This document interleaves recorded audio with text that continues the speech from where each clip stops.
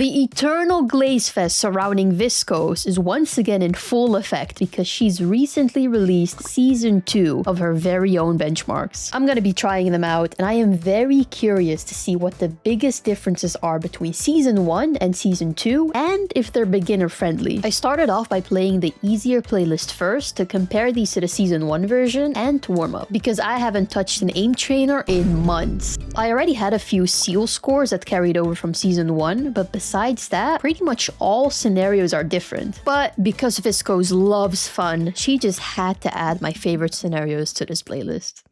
Oh no, what is this? Brother, this is like Air Pure's twin. I fucking hate scenarios like this, bro. Let me get this shit over with. Nah, keep this shit hidden. No. Bro, she added Air Pure's less twitchy twin, thinking we wouldn't notice. Oh my, look at that. Let me go to the top 10. She's not even in here, bro. She's not even in the top 50. Look, because she doesn't play this shit. I know she doesn't play this shit. Look, she's not even in the top 100. She doesn't even play it because she knows how bad this fucking scenario is. No, Viscose, listen. Remove the easier. Matter of fact, remove this whole scenario. No, please. Oh, man. Like, Air Pure, you piece of shit, bro. Like, look at this motherfucker. Look at him moving. What a piece of shit. Like, Viscose, you were so evil for adding this shit again. Thousands of scenarios and you had to add this spazzy motherfucker in again? No, like, now you're just pissing me off. Oh, I don't want to play this. I don't even know it says easier. Piece of shit scenario. Let me look at the top 50 again. See how she's not even in the top 50? Bro, she doesn't even play this. She doesn't play this. She doesn't play Air Pure's twin. If this scenario was a person, you know what person it would be? You know those people in high school that are always seeking attention in the most cringe way? Like, I feel like if popcorn was a scenario, it would be like a person, it would be that person.